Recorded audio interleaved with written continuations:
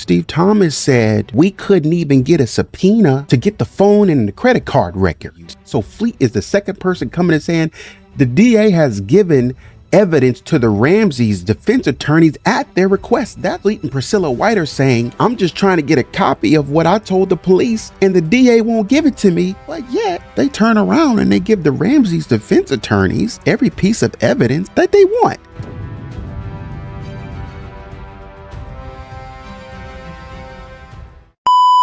Okay, so this video is kind of long, so I'm going to break it up into two parts to make it more digestible.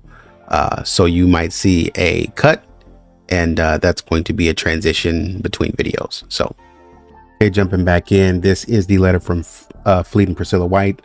Following is full text of the letter written by Fleet and Priscilla White, former friends of John and Patsy Ramsey, regarding the investigation of the JonBenét Ramsey case. So, it says, to the people of Colorado, on August 12th of 1998, Boulder District Attorney Alex Hunter announced that he would be presenting the JonBenét Ramsey case. Okay. He said he would be presenting the case to a Boulder grand jury at the expense of the state of Colorado. Colorado grand jury law requires that both jurors and witnesses take an oath of secrecy regarding grand jury proceedings and testimony. In anticipation of receiving a subpoena to appear before the grand jury, we wish at this time to address matters concerning the investigation, which we feel are of great importance to the people of Colorado and the Boulder community. So basically, what he's saying is, before we get subpoenaed, let us go ahead and say what we need to say. Okay, this is actually quite intelligent. So, after JonBenét Ramsey was killed in Boulder nearly 20 months ago, her parents, John and Patsy Ramsey, immediately hired prominent Democrat criminal defense attorneys with the law firm of Haddon, Morgan, and Foreman. This confirms what the Vanity Fair article was saying. Now, as I stated before, the reason that we were going over the Vanity Fair article is because as I went through the article, as I went through it and as I dissected it, a lot of the stuff in there was being backed up. And so as we've seen already, Steve Thomas has backed it up, as we've seen already by saying things not directly relating to it or not specifically pointing it out, but basically saying some of the same things that were in there that the Vanity Fair article said. And so essentially, Fleet White is coming back to the defense of this article, of the Missing Innocents article from Vanity Fair and Louise Bardock. Like I said, I got to give her props for doing a great job investigating. And he's saying the same thing. Immediately, they hired Democratic criminal defense attorneys, Haddon, Morgan, and Foreman. So anyways, this firm and its partners have close professional, political, and personal ties to prosecutors, the Denver and Boulder legal and judicial communities, state legislators, high-ranking members of Colorado government, including Governor Roy Romer. The investigation of her death has since been characterized by confusion and delays. And so in 1998, we're still confused. August 12th of 98, we're still confused. And I think Steve Thomas actually released a letter August 7th of 98. So several days prior to this letter. And so maybe he did it in anticipation that he would be subpoenaed for the grand jury. I think he said he wanted to be subpoenaed for the grand jury. So this is on August 12th. Well, I guess it doesn't say the date, but it's saying on August 12th. So I wonder if Steve Thomas knew it was coming. So because Steve Thomas resigned prior to. And so what these guys are saying is on August 12th. Let me see if I can get some context for when this was written. Nope. Fleet, August 17th. Okay. So so about 10 days later after Steve Thomas. Okay. So getting back to this.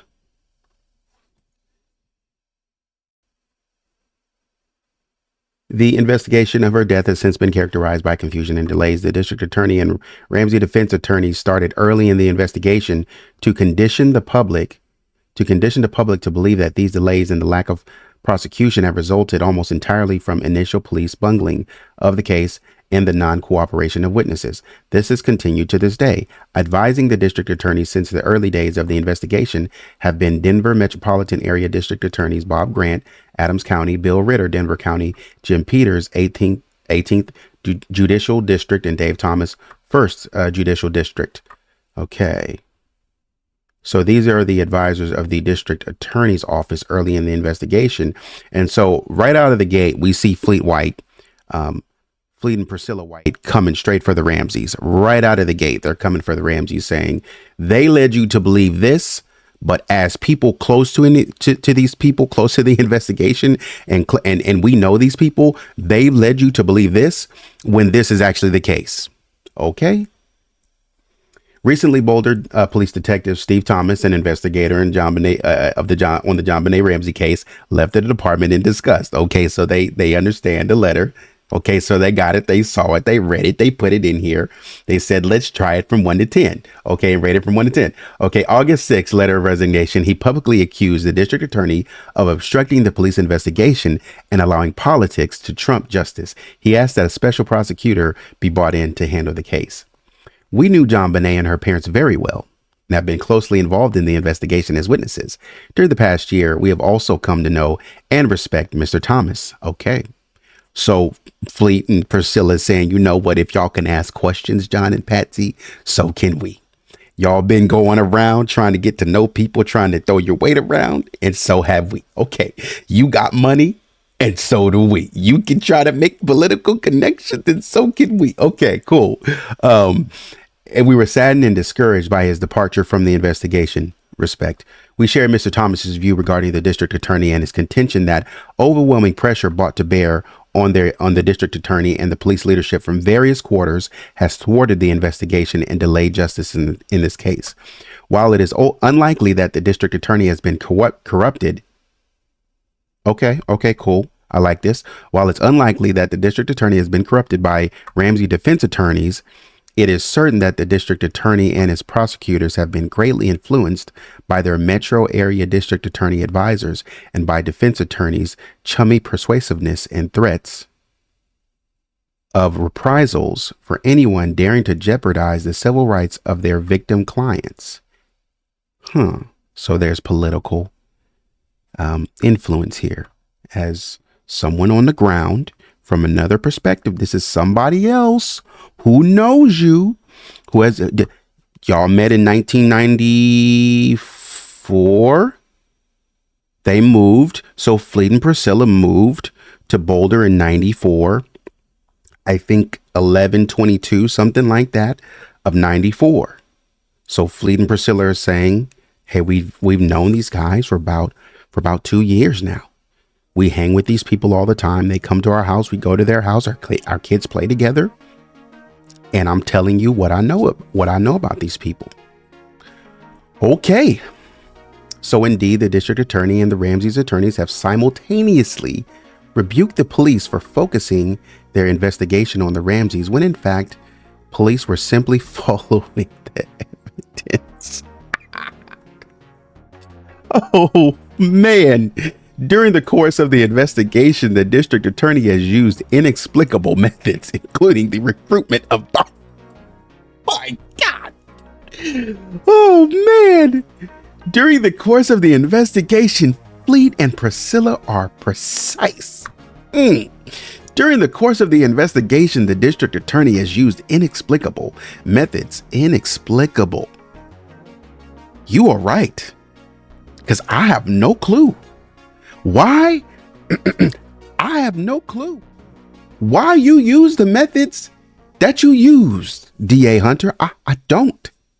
I really don't. Inexplicable methods, including the recruitment of magazine writers and tabloids to leak information concerning the case. Fleet, Priscilla, give me your pen. Give it to me. Y'all already going in on the Ramseys 100%. Inexplicable. If we're going to talk about it, let's talk about it. If we're going to put something out there, let's put it out there. Y'all playing games. You're twisting. Conniving. Okay. Let me situate my desk, because Oh, man. Okay. To leak information concerning the case and to needle witnesses, suspects, and the police. Okay.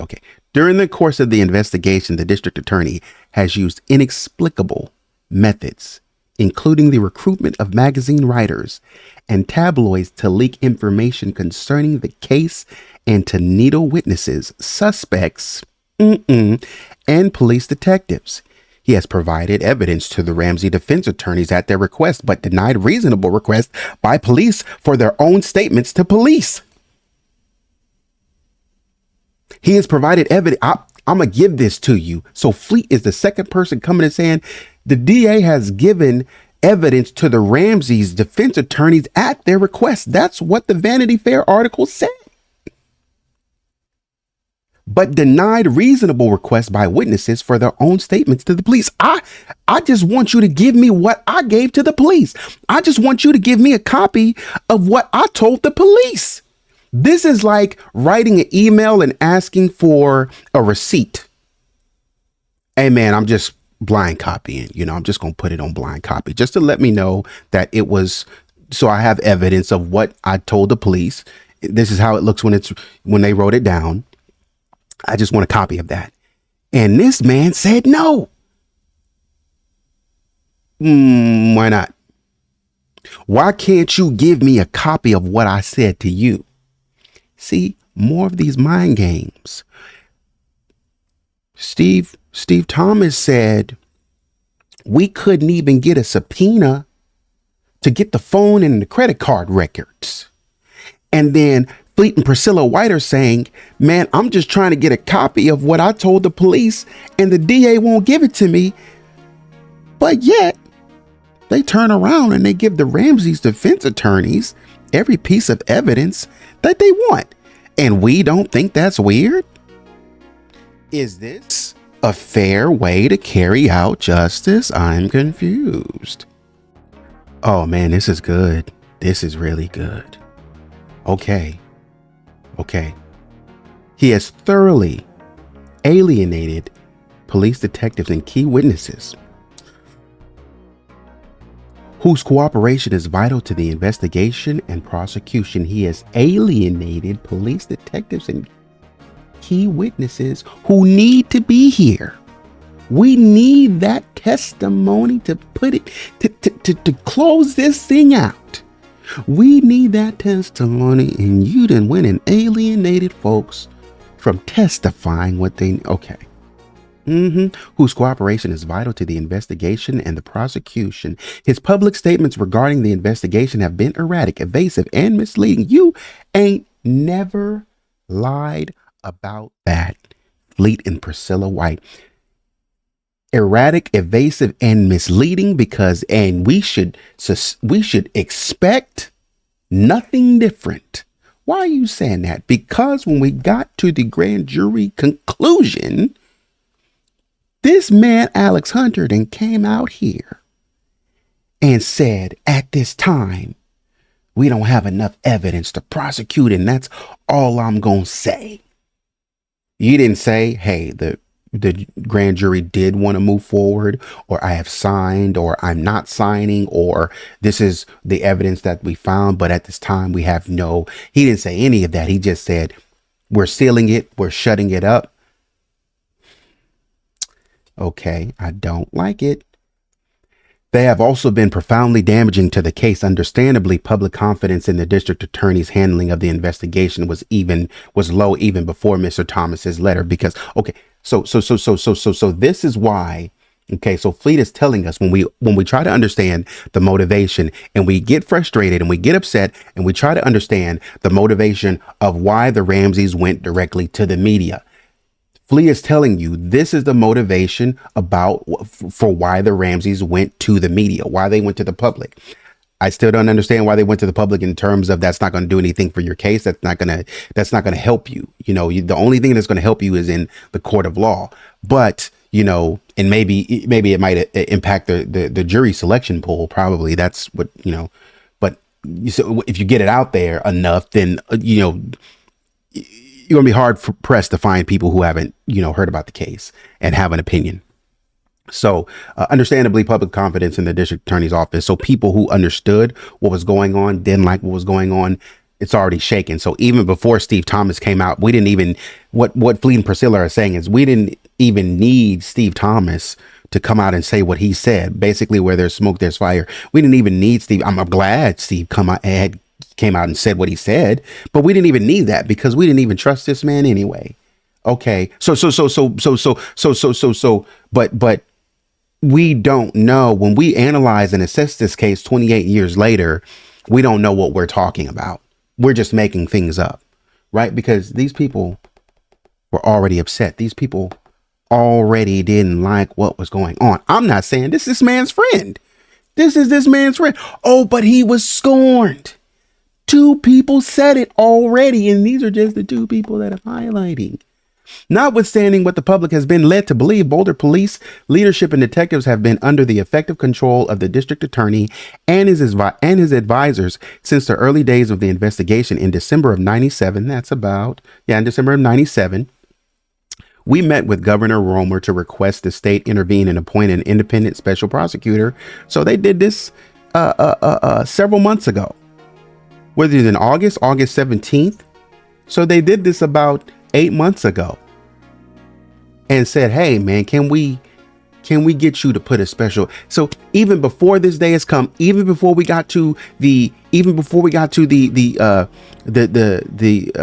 presentation or the what's the word I'm looking for? Anyways, even before we got to the preparations of the grand jury and starting to put that into place, we've already asked for a special prosecutor on this case. And then Steve Thomas came. We've already talked to the governor about this. And then Steve Thomas said, man, come on, man, we got to put somebody else on this case. And then Steve Thomas came back in his letter and said, we need to have a special. So you have concerned citizens, former friends and concerned citizens say we need to put a special prosecutor on this case. And then Steve Thomas, a detective that was close to the case, came back and said, we need to put a special prosecutor on this case. Okay. And this is the problem because they met with Governor Roy Romer. But the problem with this is, had Morgan and Foreman have a relationship with Romer and they can tell Romer, don't you dare. Don't you dare do it. Don't you dare put a special prosecutor. Don't you do it. Don't touch anything. We got everything right where we want it. Don't touch anything. That's where the political influence can come from. And so, citing the growing conflict between police and prosecutors and the delay of any progress in the investigation, we expressed our view that Boulder authorities were incapable of seeking justice. Okay. We also pointed out specific circumstances we felt could inhibit or restrict Governor Romer's willingness to intervene. Okay. So we're looking at the fact that it's possible that you could be stopped. The governor could be stopped. The governor could be restricted. What a world we live in. In early January of 98, we were advised that he had decided against intervention on the advice of Boulder Police Chief Tom Kobe. Chief Kobe, who has since left the department, had told Governor Romer that the investigation was incomplete, therefore had not been given to the district attorney for prosecution. In short, there had been no failure to prosecute and thus no basis for the state's intervention. Upon learning of his decision, we wrote a letter published January 16th of 98 in the Boulder Daily Camera expressing our views and requesting that Governor Romer reconsider his decision. Recently, Governor Romer publicly stated that he did not recall the letter. We hope this letter will make a stronger impression. So we already wrote a letter. Governor Romer said, I ain't see it. I don't know nothing about it. So they're writing another letter again. So what we see here is people consistently writing letters, doing interviews consistently, trying to talk to you. I'm trying to get to you. I'm trying to tell you. I'm trying to warn you. I'm trying to impress upon you. You need to get in the middle of this case because it's going left. We're about to lose control of this case. You need to get in the middle of this case. Oh, I ain't see it. Okay. Since our meeting with Governor Romer 8 months ago, the public has been shown the forced reconciliation of demoralized police detectives with the district attorney and his prosecutors in a sequence of odd and highly publicized milestones in the case. In March of 1998, Police Chief Kobe and lead investigator Mark Beckner, later to be appointed police chief, made an unusual public appeal to the district attorney for a grand jury investigation on the pro bono advice of 3 prominent Denver attorneys. In response, the district attorney requested a complete presentation by police of evidence. So this is what Steve Thomas was talking about. He said, hey man, look, we crunched 30,000 pages. We said y'all should form a grand jury. And then district attorney said, okay. And this is coming from prominent Denver attorneys. And then the district attorney said, give us a presentation. Steve Thomas said, okay, so we set up a presentation. I wrote 250 reports. We crunched 30,000 pages of investigative reports to make a presentation. This presentation, okay, great. So this is more information on the presentation. This presentation occurred over 2 days in early June of 1998 and was witnessed by prosecutors, representatives of the state attorney general's office, prominent forensic scientists, and advisors of the district attorney and the police department. The public was then told that the investigation had finally been transferred to the district attorney from the police department and that the district attorney would now require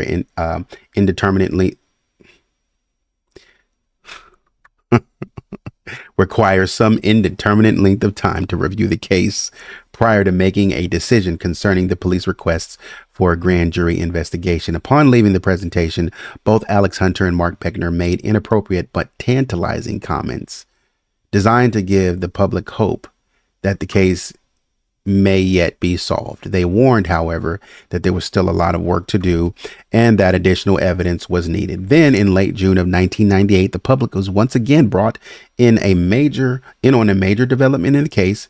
The Ramseys were interviewed by representatives of the district attorney in a carefully orchestrated demonstration of their willingness to cooperate in the investigation now that biased and incompetent police detectives were no longer involved.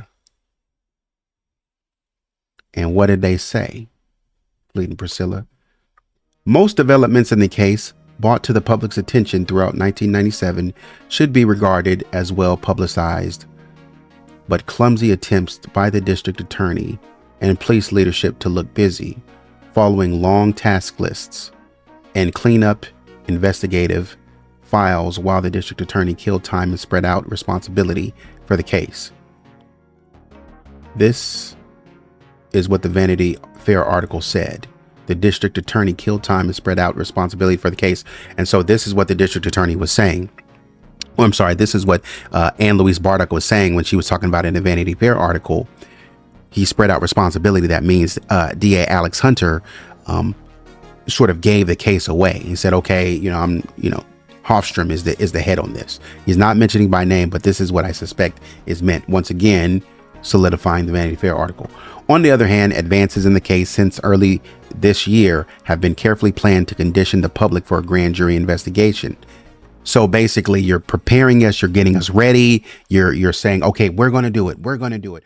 Everything that you guys are asking us for, we're going to do it. We're going to set this thing up. You just trust us. You just wait. You know what? You know what the problem was? The police were in the way and the police stopped everything. But you know what? We got the police out of the way. Finally, the police took all their time. This full year and a half, the 2 years of the investigation was all the police fault. So the police did it. And so you know what? What we need to do is now tell the police to come on, bring us whatever you have.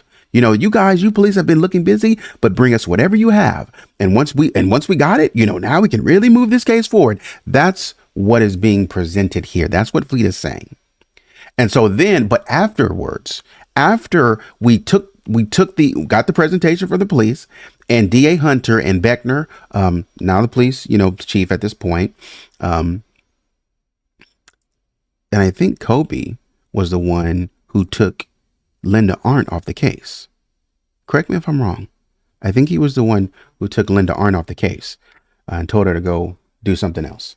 So anyways, and so basically what's being said here is that even though we were led to believe that it was the cops' problem and the cops were doing the cops were the issue, the cops were doing all the bungling and stuff like that, we took these people off the case only to have more delays and foolishness, so that when we think about disaggregation, right, and we're disaggregating statements in this point or reasons, say if we want to look at some sort of testing, and we want to look at some sort of regression testing. And again, when we talk about regression testing or something like that, we're just talking about a simple equation. We're talking about a simple math equation: 1 + 1 = 2, 1 + 1 + 1 = 3. And essentially what we're trying to say is but we could also have an equation where 3 + 0 + 0 = 3. We could have an equation where 1 + 0 + 2 = 3 or something like that. So what we're trying to find is, and when we look at that equation, we have things attached to that 1 plus something else attached to the 0 and something attached to the 2. So if we have, say, 1 + 0 + 2, essentially what we're saying is that there are 3 reasons, and we look at this equation and we say there are 3 reasons why this case is not solved. And I'm just making up an example. There are 3 reasons why this case is not solved, and we're trying to find the biggest reason why this case is not solved. One reason is that the Ramsey family won't cooperate. The second reason is that witnesses won't cooperate, and the third reason is that the DA is stopping everything from moving forward. And so essentially, the bigger the number, the more impact it has on the outcome. So if the moving forward of the investigation is the outcome, stick with me.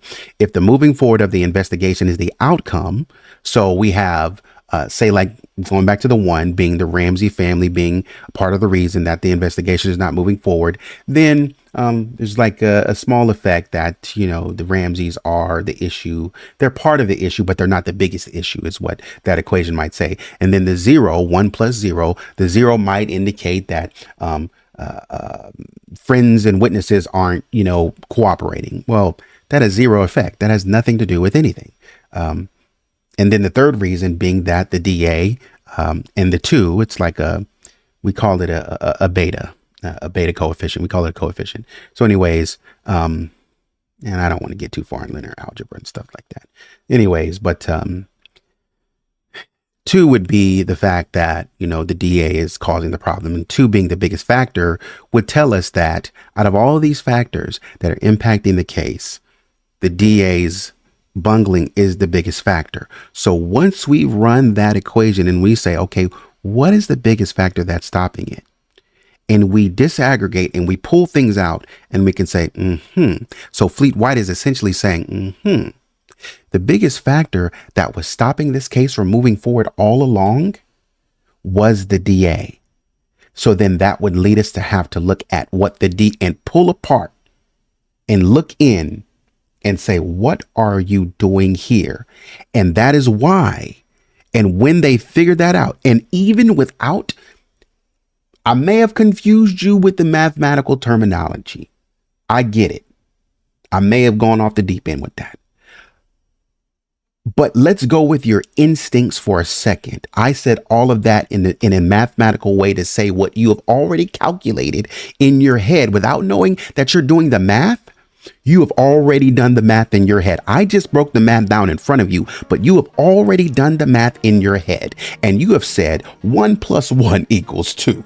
And if this is or 0 + 2 = 2. And if I'm looking at this, I'm calculating that if we still having a problem, then we need to look at the DA.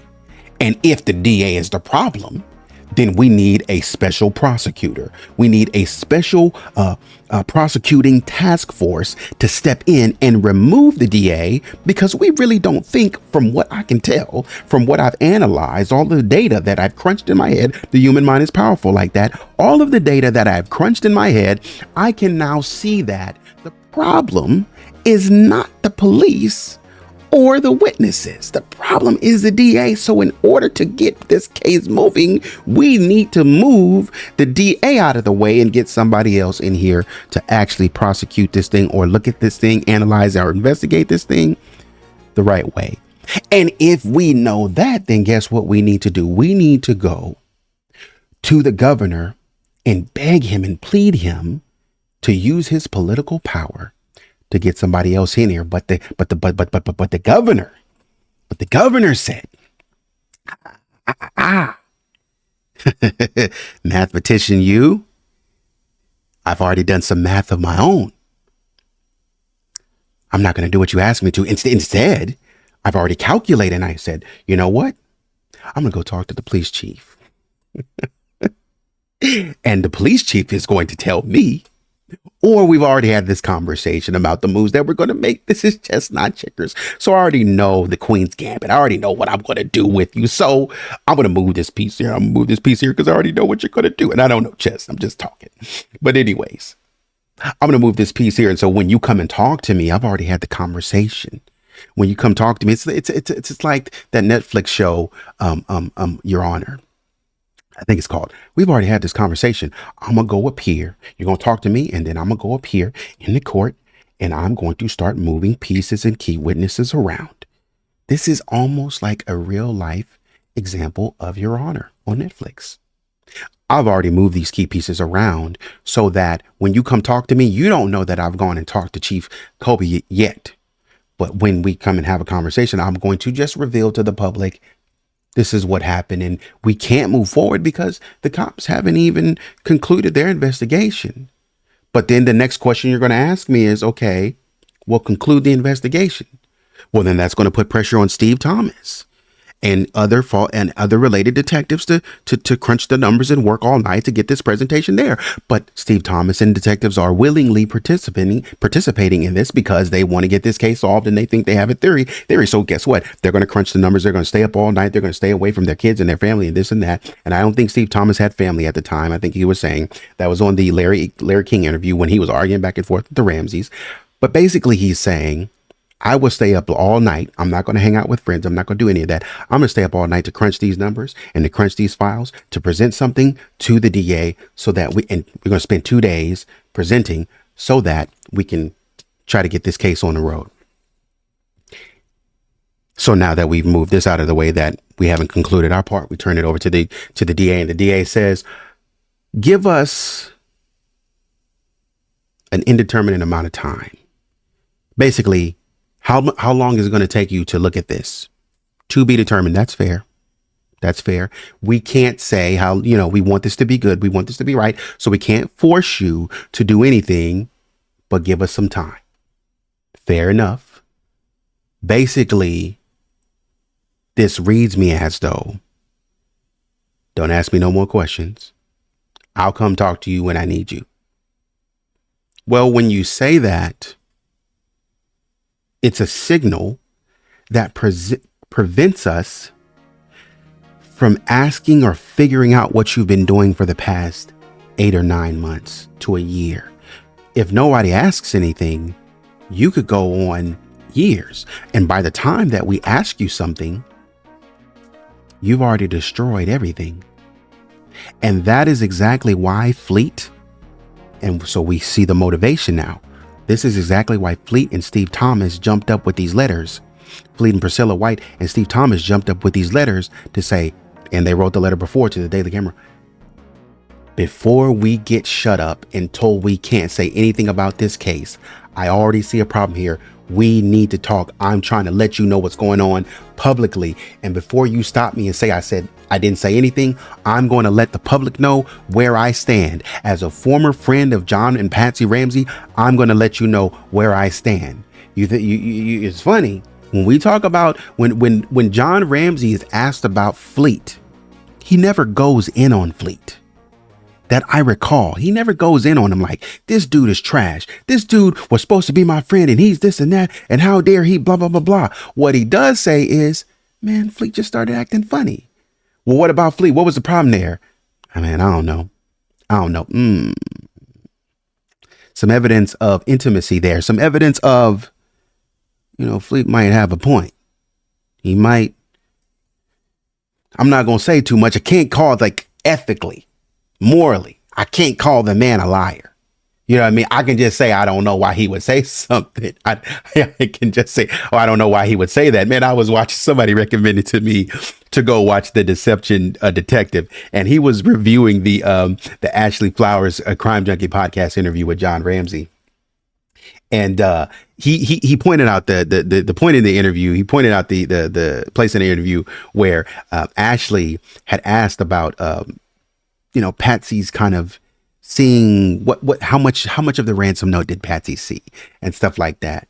And just because she was mentioning certain parts of it, having not seen all of it or something like that. And so she was, Ashley was just kind of, saying what the audience was thinking. And John was like, I don't know. I don't know. And people thought that was, and I think the deception detective, he was like, I would have analyzed this case backwards and forwards. And that's what Ashley said. And he said something to the effect of, I would analyze this case backwards and forwards.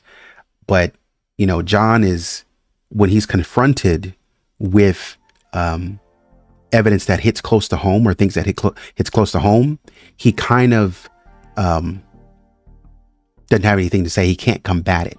And that's what I think he does with Fleet. When Fleet does stuff like this, John doesn't rail on him and say, how dare you? You're a liar. I can't stand you. Don't you ever. You're a liar. And I'm about to prove, like they did in the if you go back and look at the Larry King interview with Steve Thomas, Patsy and John wouldn't let the man get a word in edgewise, and they were on top of him. And John was like, well, look at this. Look at what the evidence and the experts say. And all, they wouldn't let the man get a word in edgewise. But when it comes to Fleet White, and they were calling, and Patsy, they were, man, my God, they were running Steve down to telling Steve, oh, and I don't blame him. Patsy's sitting right beside Steve, and I don't blame him. He doesn't know anything. He's doing what he's supposed to be doing. He's doing what his superiors tell him to do, and his superiors don't know what they're talking about. They're just disrespecting this man in his face. But when it comes to Fleet, John doesn't do that, from what I've seen. John is just like, well, essentially, Fleet, Fleet says what Fleet says. I don't know why he's saying that about me. I don't understand why he would say that, but, I disagree with him. Your tone is unusually soft toward this man.